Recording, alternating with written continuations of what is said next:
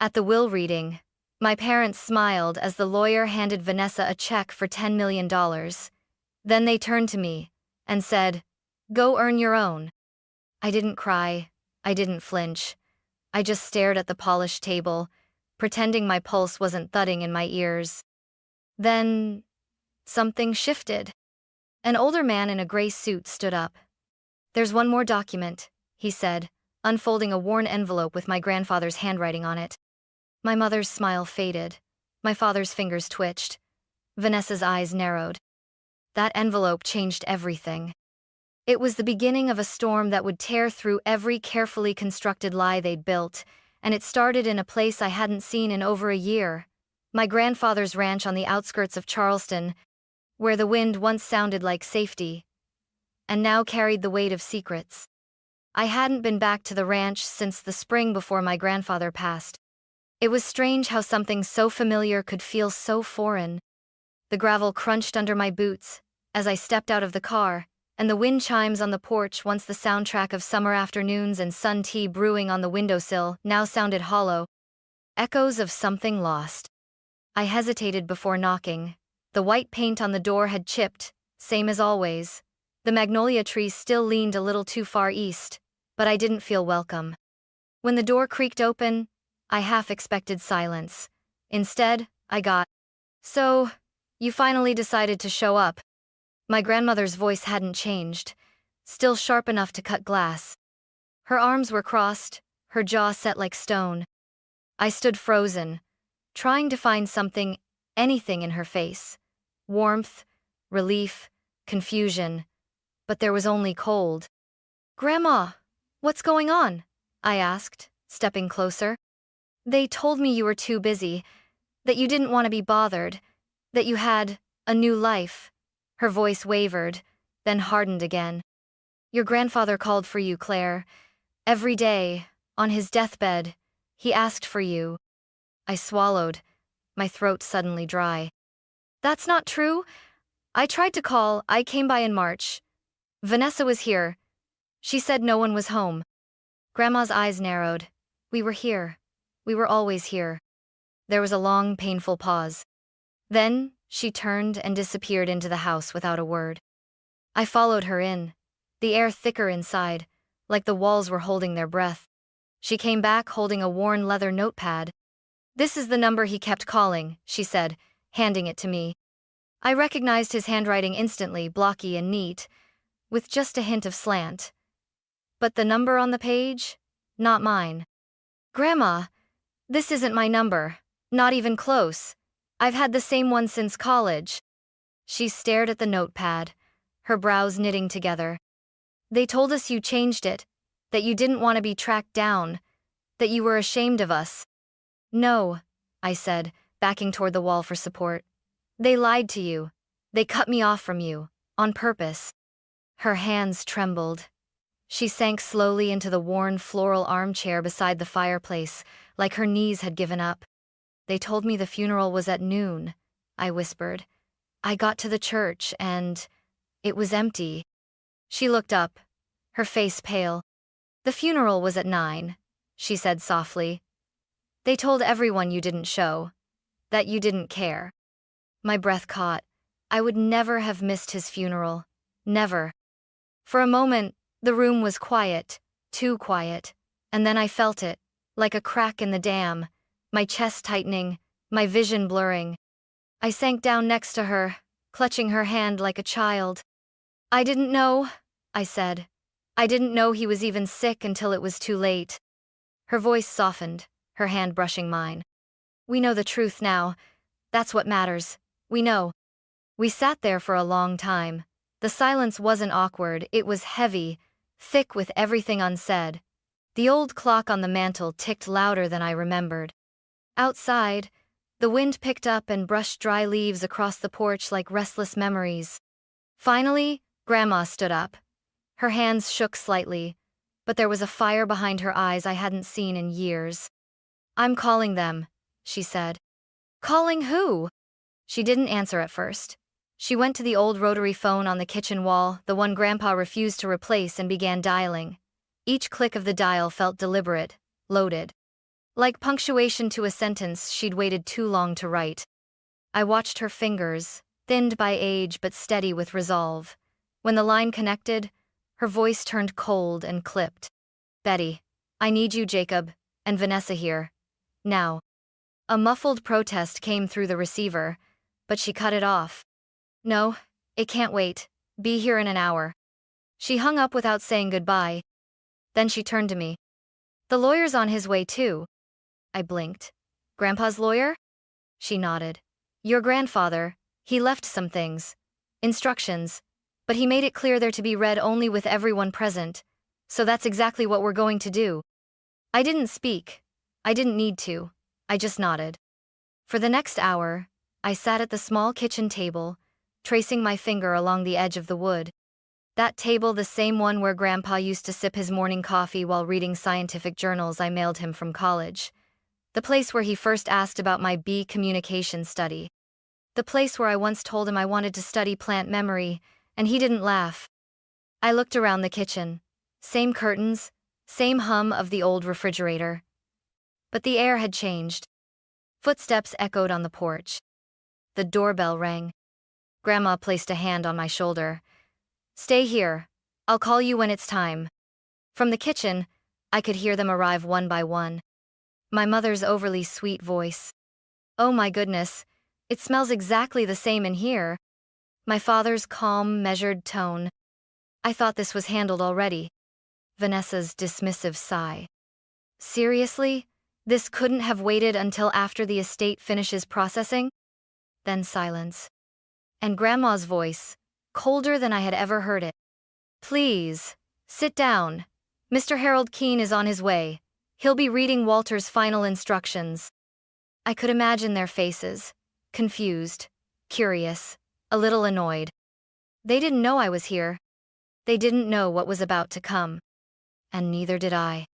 But deep down, I hoped maybe just once someone would say out loud what I'd always known in my bones, that what they did wasn't love, that silence and exclusion and manipulation weren't misunderstandings.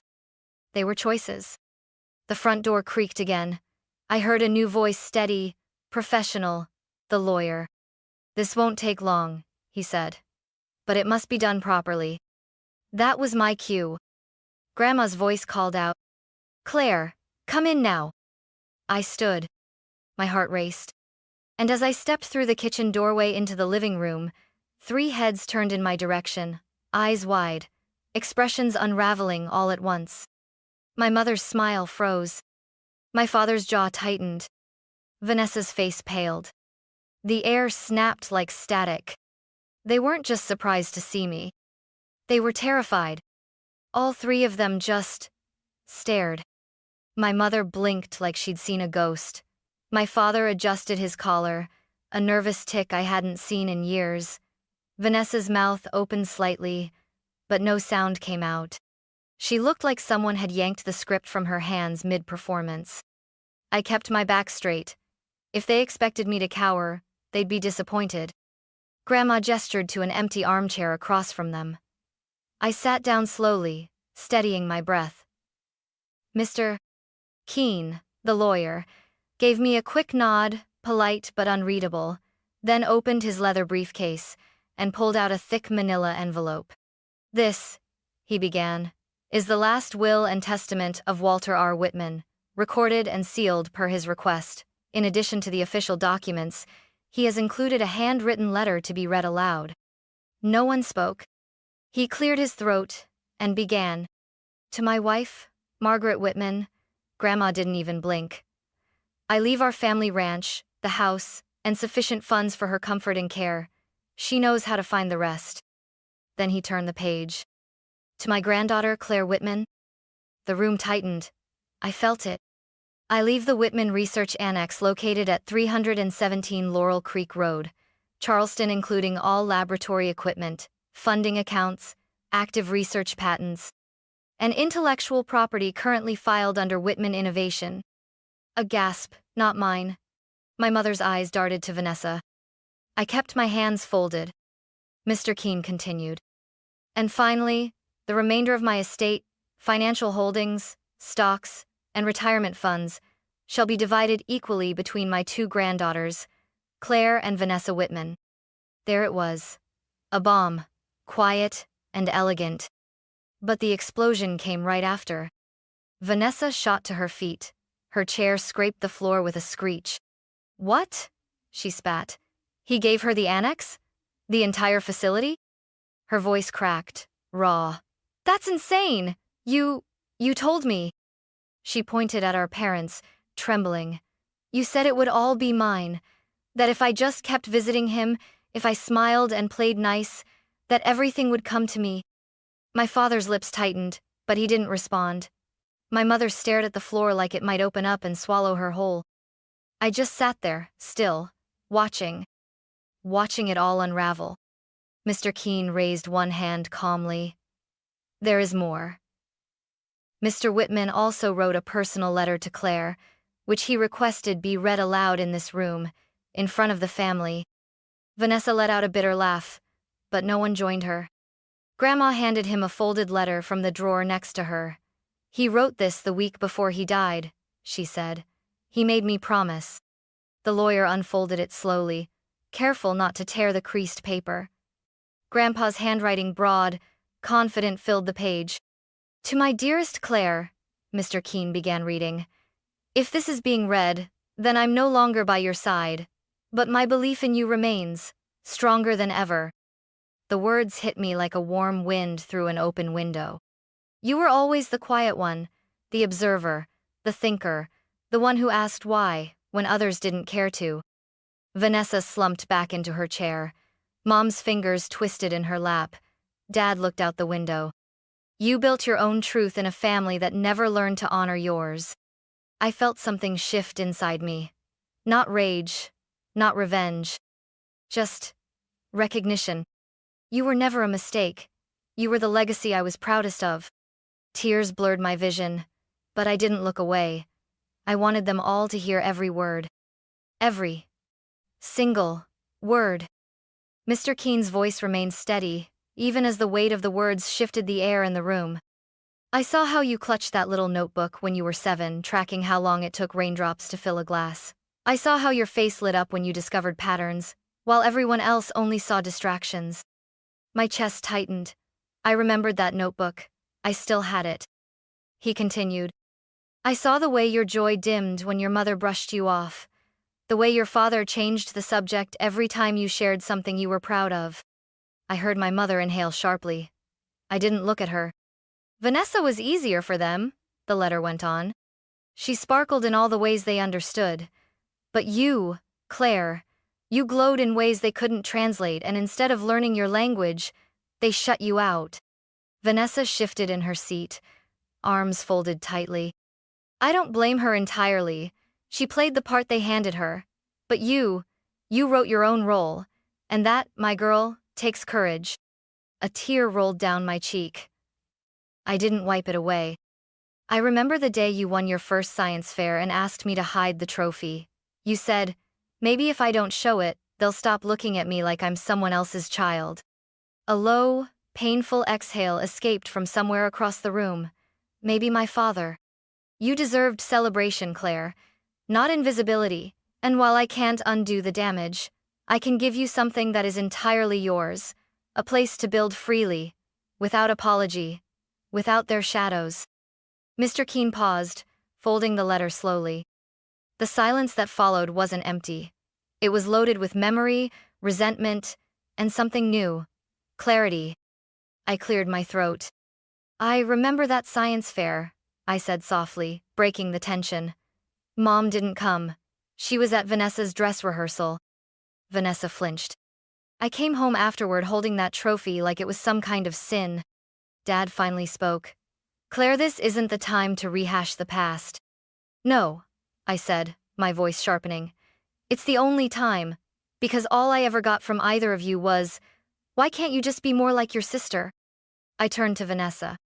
"And from you, every time I tried to be proud of something, you turned it into a threat." She scoffed. "Oh, come on.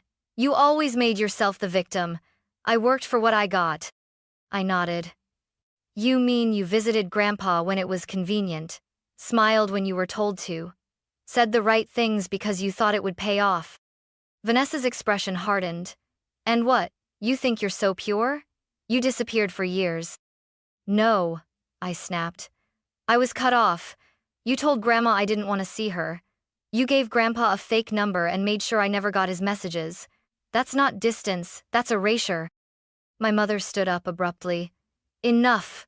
Claire, you're twisting everything. This family has been through a lot.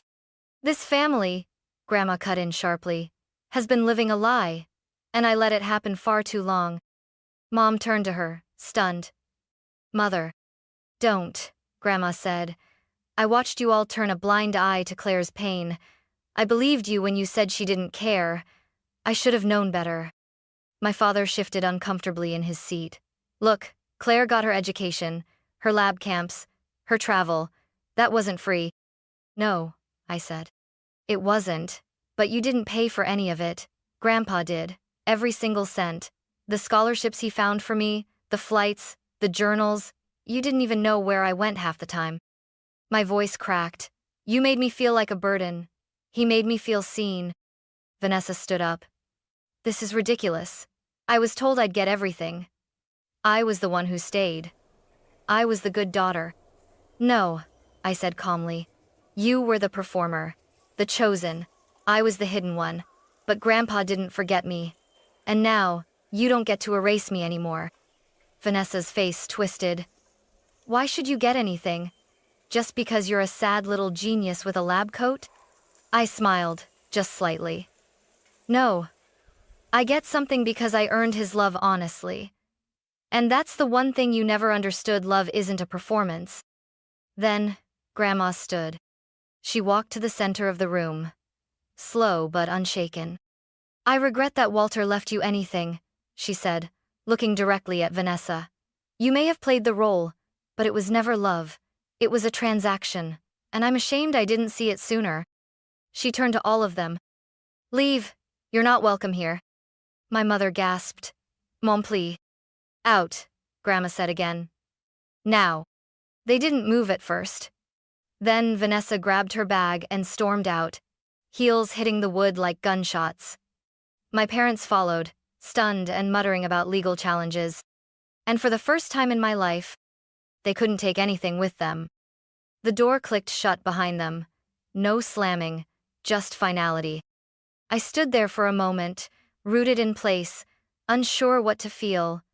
The room was quiet now, not tense, not explosive, just free. Grandma walked past me and sat down slowly on the sofa. Her hands, which had trembled moments earlier, now rested calmly in her lap. They'll come back, I said, my voice barely above a whisper. They always do. Maybe, she replied. But this time we don't have to let them in. It took a while for that to sink in. For so long, I had operated on a silent contract. If I proved myself enough, if I achieved enough, if I stayed useful, maybe I would be seen. Maybe they would call me daughter, sister, family without flinching. But standing in that room, with the echo of my grandfather's words still hanging in the air, I realized something painfully simple. I had been trying to earn love from people who never had any to give. And Grandpa? He'd seen that long before I did. I think I need air, I said. Grandma nodded, and I stepped outside onto the back porch. The boards creaked under my feet, a sound that once meant home. Now it meant change. The magnolia trees were still blooming in the corner yard. Beyond the fence, the same red dirt field where Grandpa once let me build my first greenhouse kit, it had collapsed after 2 weeks, but he called it a perfect disaster, and we'd laughed about it for years. I thought of that girl 10 years old, knees dirty, eyes bright, and I wondered how long she had been buried under expectations, not her own. When I came back inside, Grandma had placed a kettle on the stove. She moved slowly now, but her actions were deliberate. You know, she said, Walter started planning that research annex 5 years ago, before he even got sick. I looked at her, startled. He told me he wanted you to have a space that didn't require permission to be yourself. I felt the tears before they came quiet, clean, no shaking. just release. That night, I stayed in my old room for the first time in years. The wallpaper was faded, the mattress too soft, but the ceiling still had those glow-in-the-dark stars Grandpa helped me stick up when I was 9. I'd made him arrange them in scientifically accurate constellations. He hadn't even questioned it. As I lay there, I realized something else. The house didn't feel haunted anymore. It felt reclaimed. The next morning, I brewed coffee for both of us and brought it to the kitchen table, the same one I used to avoid when my parents visited. Grandma folded the newspaper and gave me a tired but warm smile. "So, what now?" she asked. "I think I go see it," I said. "The annex, the lab." She nodded. "He'd like that." I looked out the window. The sunlight broke gently across the magnolia branches. For the first time in a long while, I didn't feel like I had to run, prove, or explain. I didn't feel invisible. And that more than money, more than any inheritance, was the first real gift I had ever received from this family. The one person who believed in me had left behind something greater than legacy. He left me permission to begin again. The first time I saw the annex, it didn't look like a laboratory. It looked like a converted barn, and that's exactly what it was. Nestled at the far end of a dusty road off Laurel Creek, the building had wide beams, a tin roof, and a pair of double doors that looked like they belonged on a horse stable, not a research facility. But inside? Inside was magic. The space had been completely renovated. Glass panels lined the east wall, allowing in full morning light. Tables were neatly arranged with untouched lab equipment, microscopes, centrifuges, data tablets, and a 3D printer still wrapped in plastic. Shelves held unopened boxes labeled with my name. In the center of the room stood a workbench. On top of it, my childhood notebook. The one I thought I'd lost in college. The one with torn pages and messy handwriting and tiny diagrams of honeybee communication systems. My knees almost gave out. Grandpa hadn't just built me a lab. He built me a home for my mind. Over the next few weeks, I moved into the annex full-time. I recruited 2 graduate students, Tara and Micah, friends from my university program, who shared the same stubborn hope that science could still be human. We started small. A local grant for micro-irrigation research, then a partnership with a regional farming co-op to test sustainable crop rotations. We made mistakes, burned equipment, cried over rejected grant proposals and broken data models. And yet we kept showing up. Every day, I unlocked the doors to a place that didn't ask me to explain myself. A place where ideas weren't ridiculed, just tested. A place where being too intense or too quiet or too smart wasn't something to apologize for. One afternoon, after a particularly brutal funding rejection, I found myself alone in the annex. The others had gone home, the lights were dimmed, and I sat on the floor by the storage closet, surrounded by printouts and empty coffee cups. I reached into my bag and pulled out Grandpa's letter, the one I asked Mr. Keene to let me keep.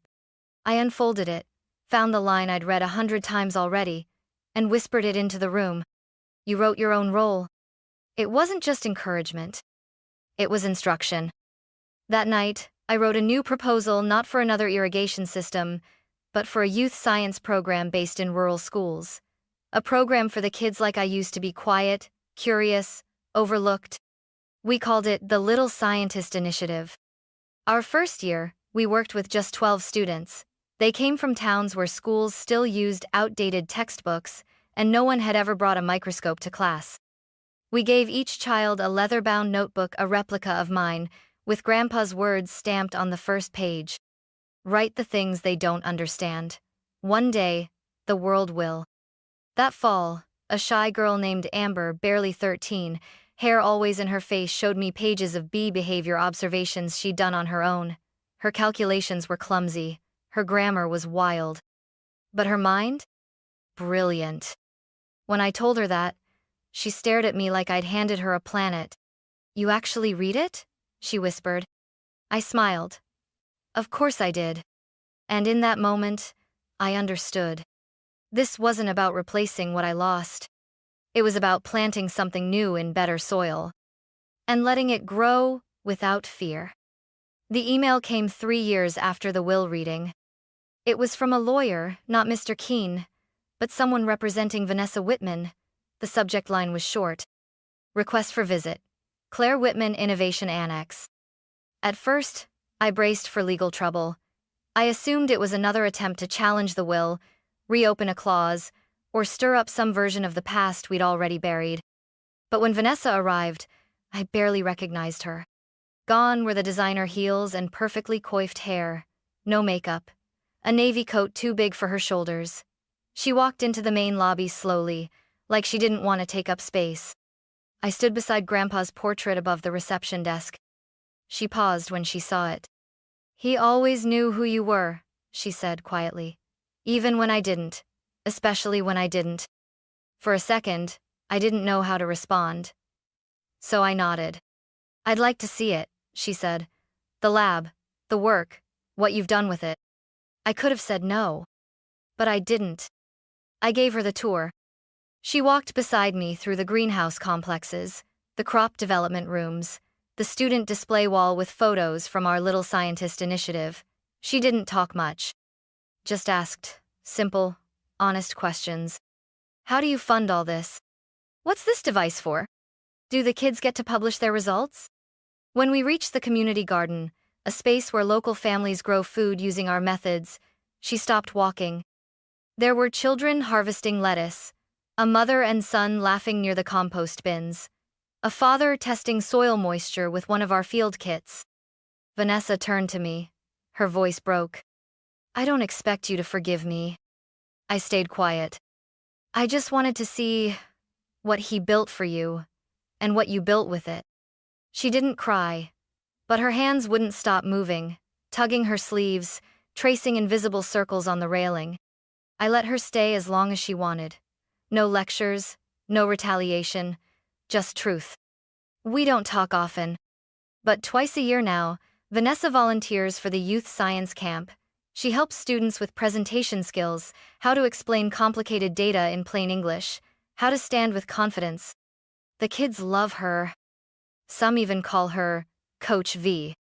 At the end of her first summer volunteering, she handed me a folder. "I wrote a communication guide for the shy kids," she said, almost embarrassed. "Thought it might help." I opened it later that night. It wasn't perfect, but it was thoughtful, gentle, real. And for the first time in my life, I saw a version of my sister that didn't scare me. She never apologized with words, not directly, but she shows up.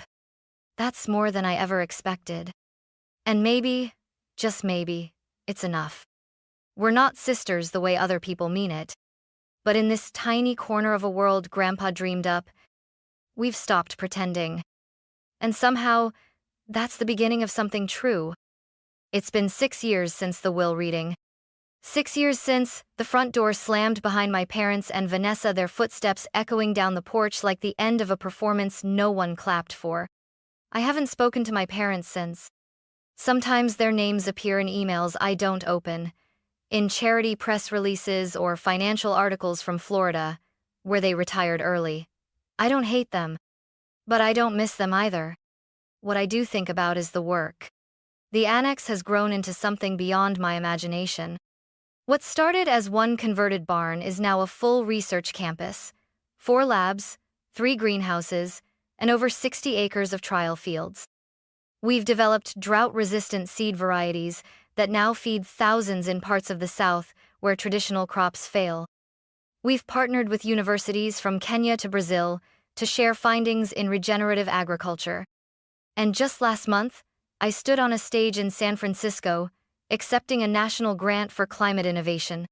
The lights were bright, but I didn't flinch. I wore a navy blue suit and Grandpa's pocket watch tucked inside the breast pocket, the one Grandma gave me last year, with his initials barely faded. Inside the lid? A tiny photo of me age 10, standing proudly next to my honeybee communication display, grinning from ear to ear. He carried it with him every day, Grandma had said. Now, it sits on my desk at the annex, right where morning light hits it and casts small circles of brightness over my research notes. Some days, I talk to him. Not with words, Just in the quiet. When an experiment fails, when a kid from the program wins a scholarship, when I remember how close I came to believing I didn't matter. He never let me disappear, not really. And now I understand why. Legacy isn't a monument. It's a map. One built from choices, and kindness, and tiny anchors left behind for someone to follow when the world tries to erase them. These days, Grandma lives in a small apartment connected to my house in town. She's slower now, more forgetful, but still sharper than anyone else I know when it counts. We drink coffee every morning in the sunroom. She tells me stories about Grandpa I've never heard.